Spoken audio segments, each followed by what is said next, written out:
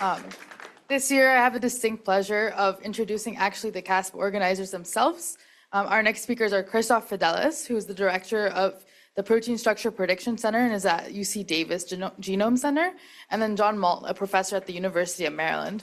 CASP, as you all well know, is the critical assessment of protein structure prediction and has marked every major advance in protein structure prediction over the past few decades. As we enter a new era where many classic challenges are being transformed by powerful AI models, our speakers bring a unique perspective on how structural evaluation is still valuable and how it will evolve. Please join me in welcoming them.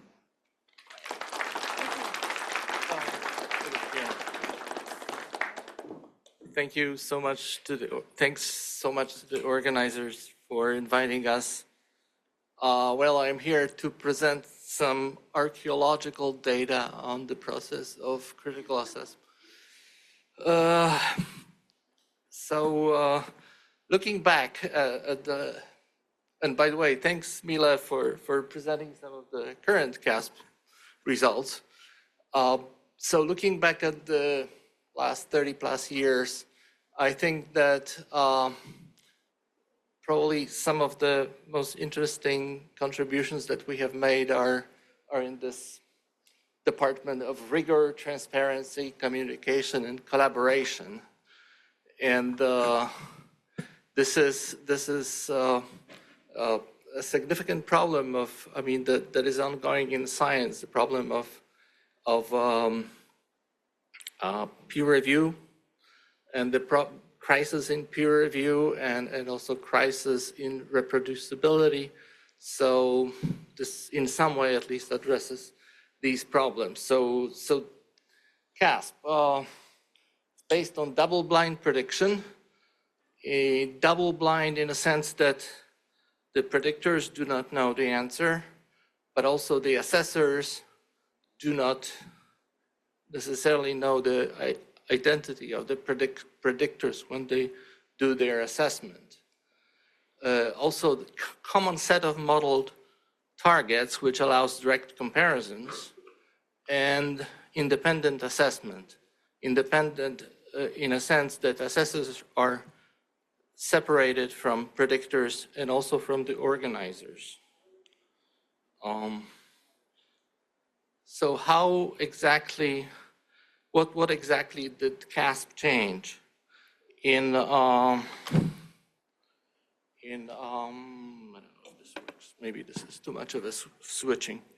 What I would like to show here is that before CASP, we had essentially a process of assessment of methods that where the target sequences were selected by the author, then the predictions were made by the author of a particular paper, and then assessment was also made by the author.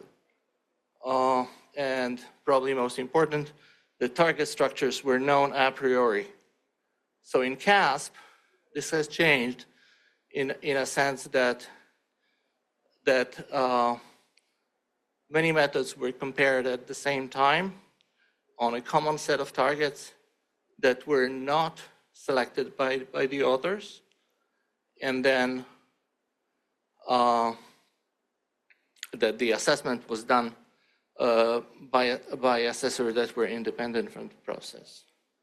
So there are critical elements of the CASP process that are exemplified here, namely that well, you need data, you need a community of predictors, and then you also need a set of good reference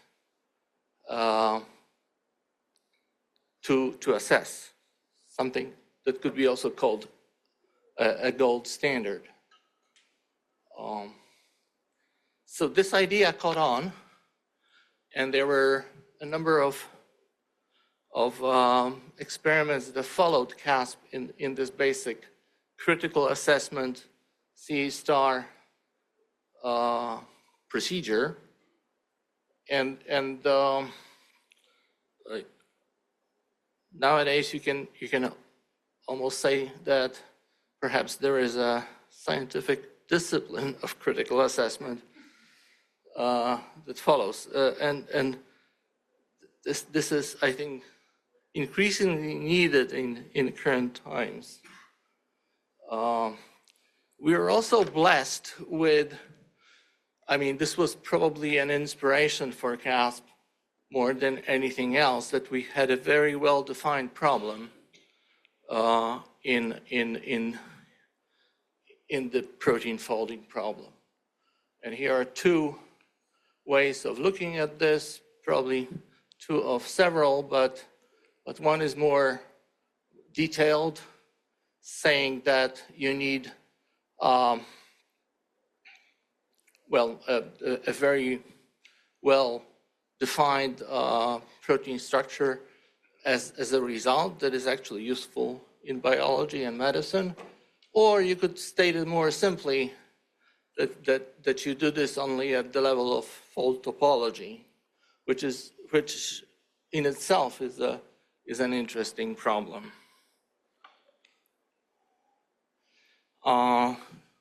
So here I would like to show an account of CASP's stewardship over the process of solving the folding problem, and you can see that we have kind of got on midway. This is about 50-year-old problem that was solved around early 2020s. And you can see that although so maybe just what's on the x-axis is target difficulty, where you have easy targets on the left-hand side, corresponding essentially to the problem of homology modeling, and very difficult non-homologous targets, I mean without structures that are homologous in the database on the right-hand side. And the GDTTS is a multi-scale indicator of the model backbone accuracy. You can see that the progress over something like 14 CASPs in this time period was monotonic, but you could also see that there are two distinct transitions. You could almost call them phase transitions in the region of the difficult targets. One for CASP 13, when I think that the folding problem was solved at topology level, and one in CASP 14 where it was solved at high accuracy of the resulting model level, both due to researchers at DeepMind. Just to show you, however, in the next slide, I have an example of some model received at CASP 11 that were amazingly good.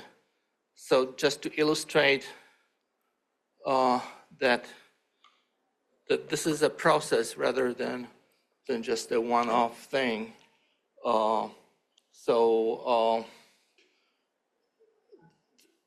An example of very good models, in this case obtained by David Baker's group, that were deposited to CASP 11. And in this last slide, I would like to go over several images from CASP's history in solving this the folding problem, starting in CASP 1, where there was a bit of a shock for the community, and also that not everyone was quite ready for the digital age. We have received some paper models of proteins, some of them squashed a bit in the mail. So going to CASP 11, these excellent results that I have shown in previous slide were were obtained not through directly through deep learning, but rather through residue contact prediction with global statistical models, and such as direct coupling analysis, pseudo likelihood maximization, or sparse inverse covariance estimation. But then, of course, there were these two steps that DeepMind contributed. One at the level of topology, using deep learning and MSIs, also convolutional neural networks. And then the second step in CASP 14, where accuracy level rivaling that of corresponding experimental structures was achieved using attention and deep geometric learning. So circling back to this first slide and the impact of critical assessment, the use of machine learning in biology is exploding, and we are moving towards virtual cell, artificial organisms. One could even say virtual biology. And it looks like there is a great need for this, because we have to assess model limitations. We have to suggest additional experiments, additional data collection. So I think we as CASP are very much open to collaboration, but resources are scarce, so resources are needed and collaborators are needed. And with this, I would like to cede to the CA star master himself, John Moult.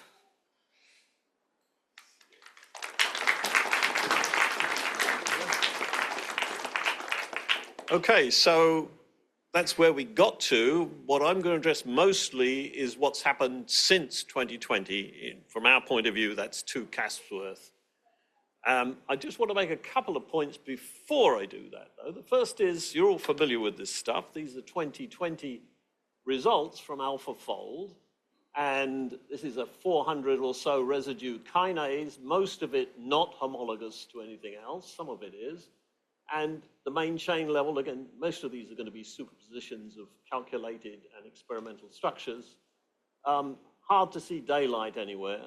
This is a different 2020 target, now at an atomic view, and you can see again, with a few exceptions, very close agreement with experiment. So this is a very hard level to reach for other areas, and we've sort of got this standard now. Can you get up to that? I think that, for me, I still don't understand this. I can sort of understand how the global minimum is found, but I can't understand where this very high accuracy comes from. If you look at all the previous methods, molecular dynamics, whatever, sometimes, as Krzysztof pointed out, in the past we had some good topologies, but we've never seen anything like this from any other method. And if somebody can explain to me, I've got my own ideas, of course, but if somebody can explain to me how that comes about, and therefore what lessons there are for the other areas we're trying to tackle, I'd be grateful. Right, so let's look at what's happening. So after 2020 was an exciting time, because if you can solve this problem, what other problems in structural biology might these methods work for? And so, that's backwards. We went to a number of other areas. We did stick with protein, and I'll show you a little bit of data on that. We were already doing protein complexes with Capri, and we continued with more emphasis on that. We started with RNA. You've heard something about that already. We started with conformational ensembles. Probably can't see what's going on here, but this is an RNA with 2 conformations, and so the idea is, can you predict not just 1, but 2? And we started with organic ligands related to drug design. We also, of course, are still interested in whether you can have a good scoring function, but I'm not going to address that today. So let's go through these and see where we are. First of all, proteins. So this is another hairy target, beautifully predicted. GDTTS, Krzysztof already introduced a little bit. It's the agreement between experimental backbone and calculated backbone. And as far as we can tell, above 90 is pretty much agreement with experiment. It's kind of a soft threshold, but above that, if you've got that level of agreement, you probably are as good as you're ever going to be able to get. And you can see in 2020, the median, this is across all the targets, the median is above 90 already. It shifted just a little bit, and this is CASP 2022, 2024, but really saturated. There are, of course, we know some exceptions and so on, but basically this to us is a solved problem. If we go on to protein complexes, now this is a measure of interface accuracy on a 0 to 1 scale. In 2020, deep learning methods had not yet been used for complexes. And so you can see this really lousy score of a bit over 0.3. Huge jump to in 2022 as things like AlphaFold multiple and other methods kicked in. A little bit of a jump in 2024. We don't actually know what the threshold here would be for maximum agreement with the experiment, but we're probably near it, with some exceptions. And a major exception, as some of you will know, is for immune complexes. And I'm going to come back to that a bit later on. All right, that's the good news. Now let's get to the bad news, which you've heard some already. So this is RNA. These are slides from Rachel Krish and Riju Dez and the group doing assessment in the 2024 experiment. This is a nice looking result.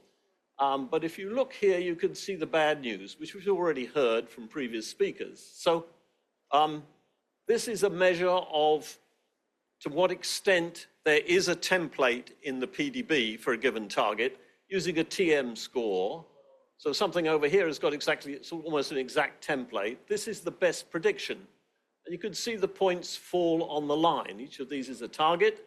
And basically, if you have a bad template or no template, you have a very bad model. So doesn't work unless you have a template. And as we heard, actually the template-based methods are arguably still the best. If we go on to ensembles, there's some good news here. So now this is cases where you've got more than one conformation you're trying to reproduce. Of course, this sort of fades out into disorder. We've got some data on that, but I'm not going to talk about it. These are both 2022. This is a ABC transporter. These are the two of the three experimental structures, not showing you an overlay. And some people were quite good at getting all three of these conformations. But all three are well populated already in the PDB. So able to pull things out of the PDB. This was the one nice success story where the alternative isn't in the PDB. It's a small homodimer enzyme. And if you look at the turquoise subunit, in the normal native structure, you come down towards the C-terminus, you go across this sort of coppery looking thing that flirts with the other subunit and then goes back home over here.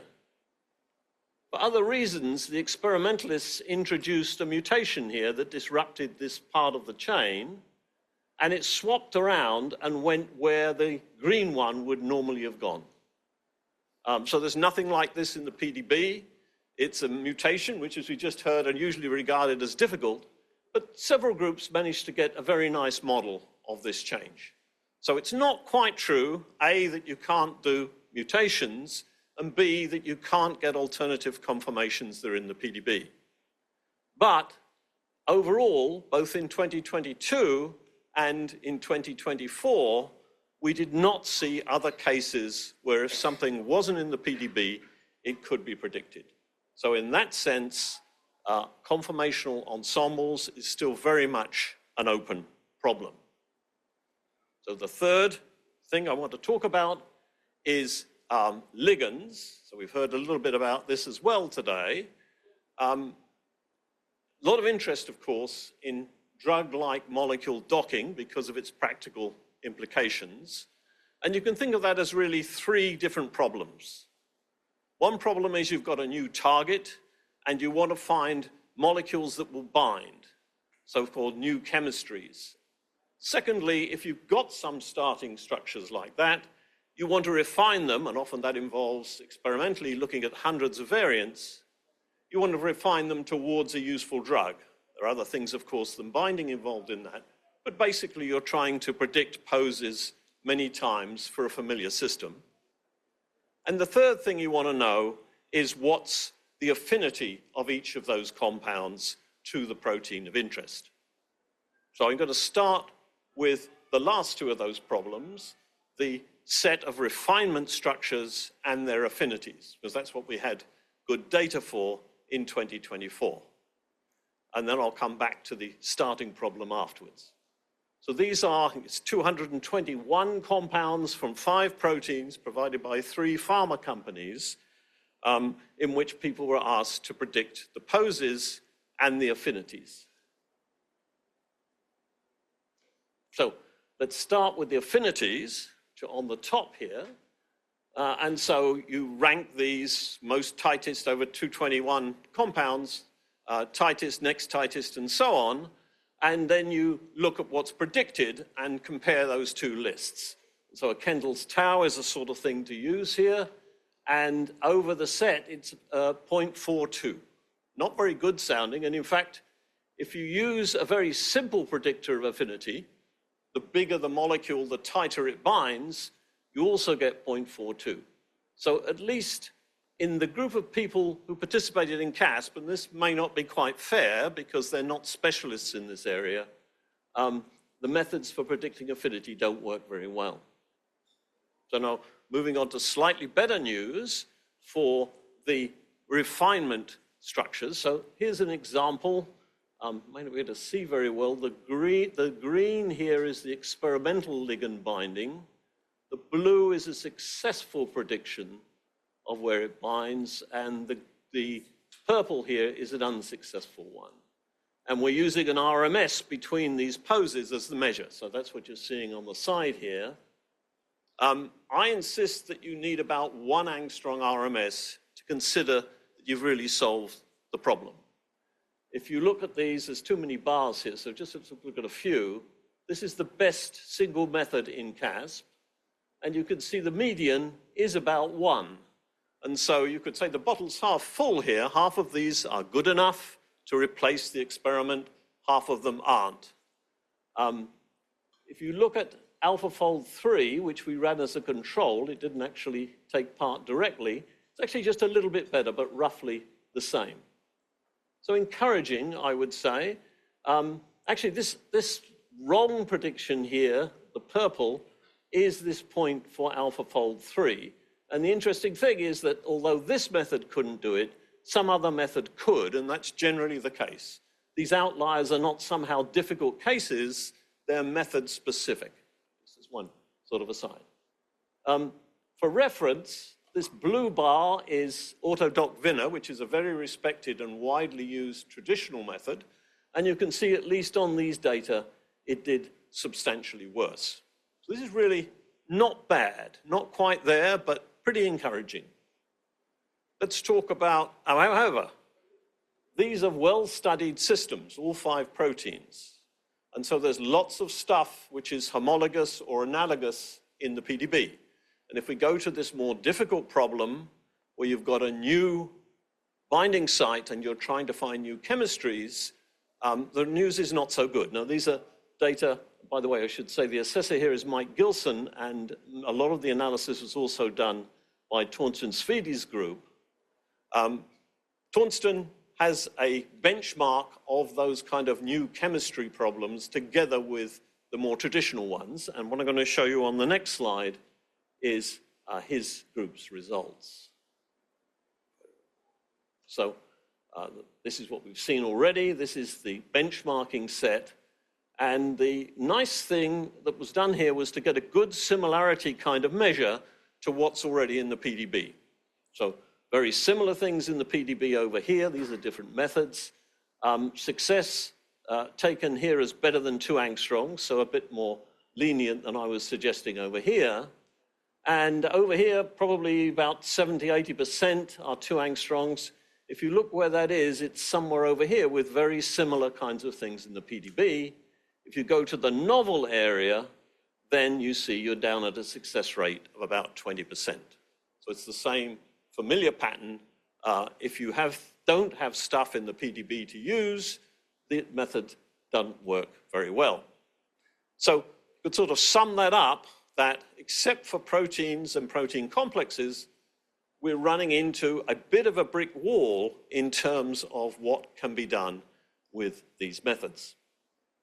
So I'm actually interested in what you guys think, because, you know, I've got this very critical view. Let's just take this one. How many of you would say that within 5 years, we'd be sort of performing as well here? Show of hands, how many think that will be achieved? 1, 2, 3, 4, not many people. Okay, I thought you'd all be more optimistic than me. What about RNA? We've heard a lot about RNA, same thing. Will we get to protein level accuracy with RNA in the next 5 years? 1, 2, boy, really? You're supposed to be, oh, okay. Okay, well, I'm actually, I don't know. I mean, you know, question is, what are the openings, right? What can we do as a field, not me, you lot, can do now to improve things? And I think roughly there are 3 different sorts of approaches that are being pursued.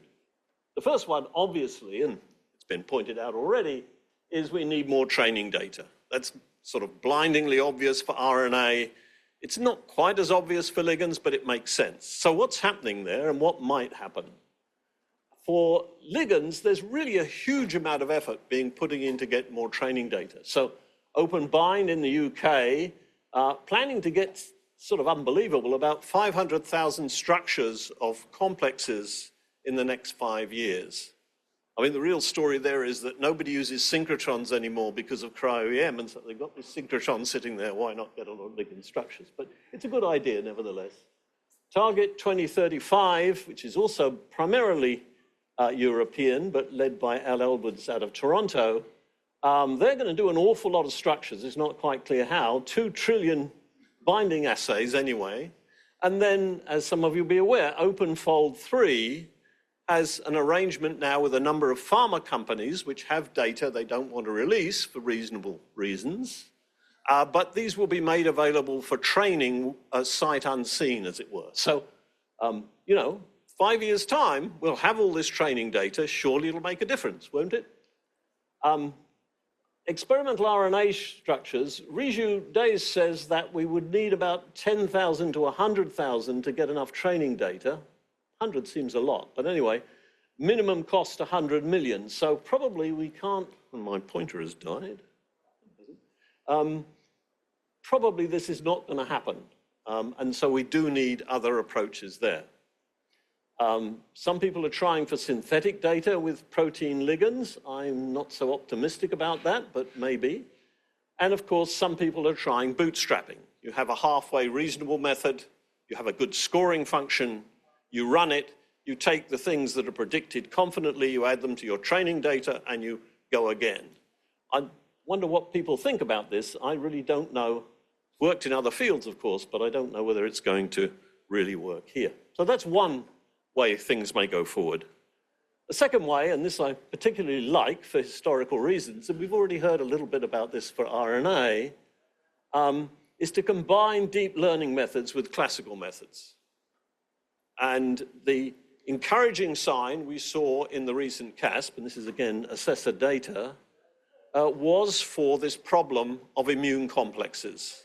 So those are the failures for protein complexes right now. There were 8 of these targets. And if you just use collab fold, this is again an interface measure 0 to 1, you can see all 8 disastrous failures. If you use straightforward AlphaFold 3, you get one kind of non-random, one correct, and one that's, you know, not too bad, but not overly impressive. The other 6 still failures. If you go to the best performing method for these targets, Kosyakov-Vajja, you can see this one is good, this one is good, this one is non-random, this one is okay, failure, failure, good, failure. So substantial improvement. How did they do this? They have a classical protein docking method.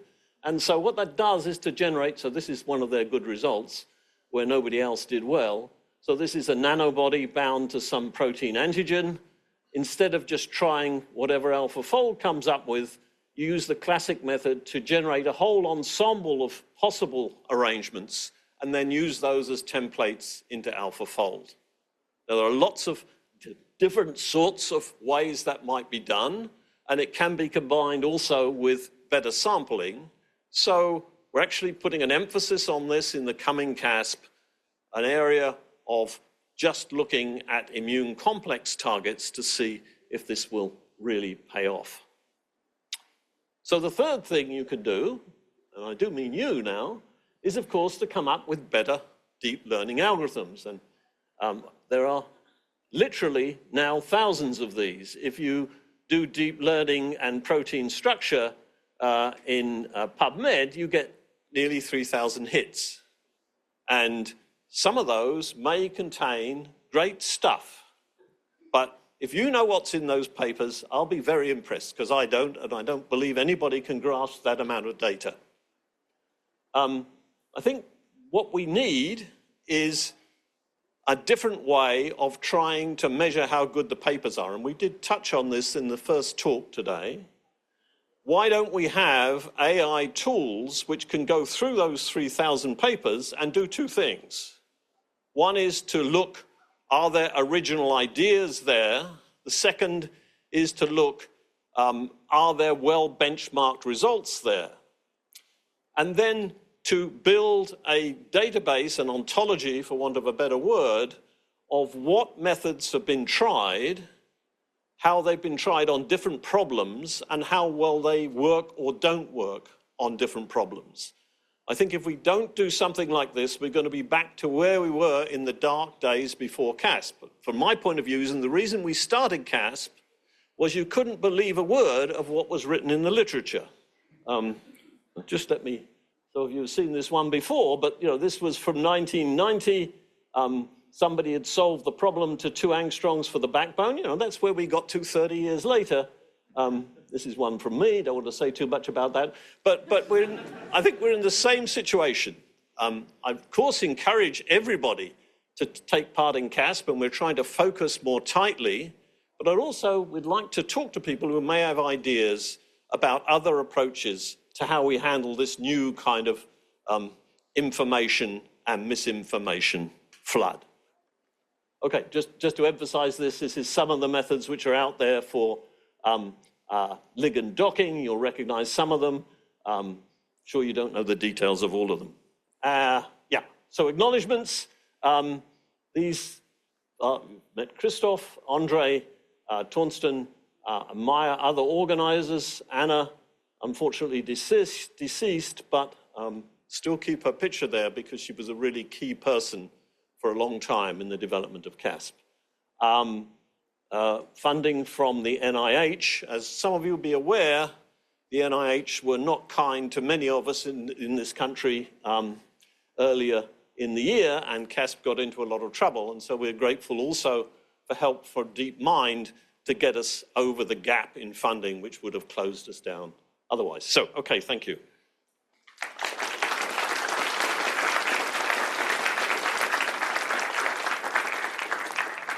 We'll take max 2 quick questions before we have a very short break. Thank you very much. I really enjoyed the talk. I'm curious what your initial experiences were as CASP was getting started, how you ended up getting so many people to standardize around this. I feel as though for machine learning, this is such an important problem, right? We got a lot of progress in vision because ImageNet was the standard, right? And so how are we going to, for other tasks in protein science, what lessons are there to learn in terms of how we can standardize around things?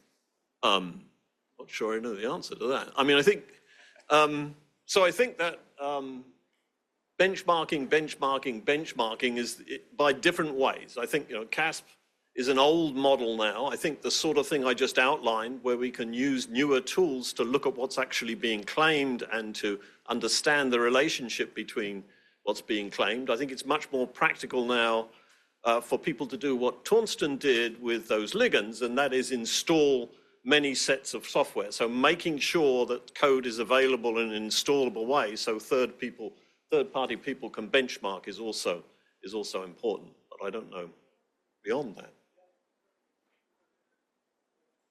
Hi, thank you for this talk. I just want to ask you about your insight on uncertainty quantification. So a lot of people are working on structural predictions, and do you think it will be interesting, like, to focus on uncertainty estimation of these predictions to have like reliable structural prediction? Thank you. Yes, absolutely. I didn't have time to talk about that, but I think that scoring functions, if you want to call that one measure of uncertainty, right, are absolutely critical. I think that historically, the field of modeling of proteins, we were too arrogant to think that was important. You know, don't bother us, we're purists here. But, you know, if you're an experimentalist and you claim you've got some method, you need to provide error estimates, and it's critical that we do that too. Thank you so much. Let's give them a round of applause again.